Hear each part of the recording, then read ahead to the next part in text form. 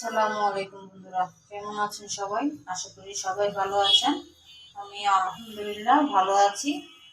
আজকে আমি রান্না করব মুড়িঘণ্ট মাছের মাথা দিয়ে। তো এখানে ডালগুলো আমি ধুয়ে ভালো করে ঝরিয়ে নিয়েছি। এখানে মাছের মাথা ছোট ছোট টুকরো করা হয়েছে, আর এখানে পেঁয়াজ। তো আমি আগে মুগ ডালটা ভেজে নিব। চলুন রেসিপিতে চলে যাই। এখানে আমি একটা প্যান বসিয়ে দিয়েছি, গরম হয়ে গেছে। এখন আমি ডালগুলো ঢেলে দিলাম। মুগ ডালটা আমি প্রথমে ভেজে নিব।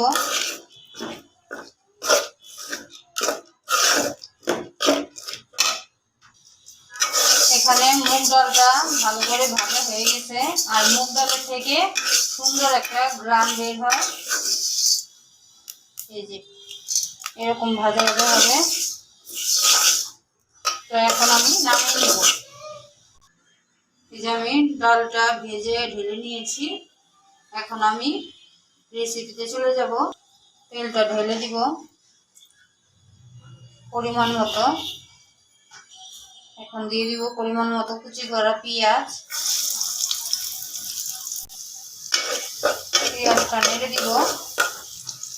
এখানে আমি দিয়ে দিব একটা 2 টুকরো করে তেজপাতা।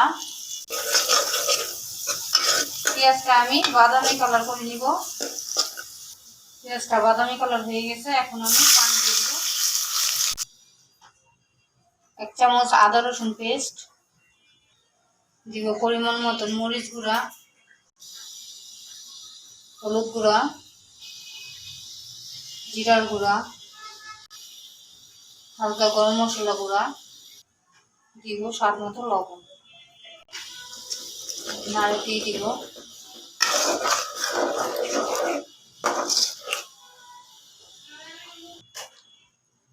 এখন আমি এখানে মাছের মাথাটা দিয়ে দিব।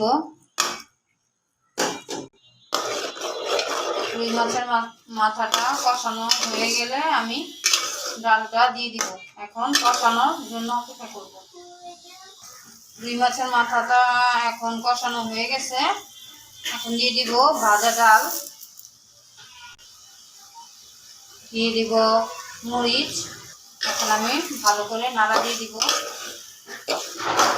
এখন ডালটাকে এইভাবে কষাবো। ডালটা কষানো হয়ে গেছে। পরিমাণ মতো পানি দিয়ে দিব। পরিমাণ মতন পানি দিয়ে দিয়েছি। এখন আমি আধা ঘন্টা পর্যন্ত এটাকে বসিয়ে রাখবো।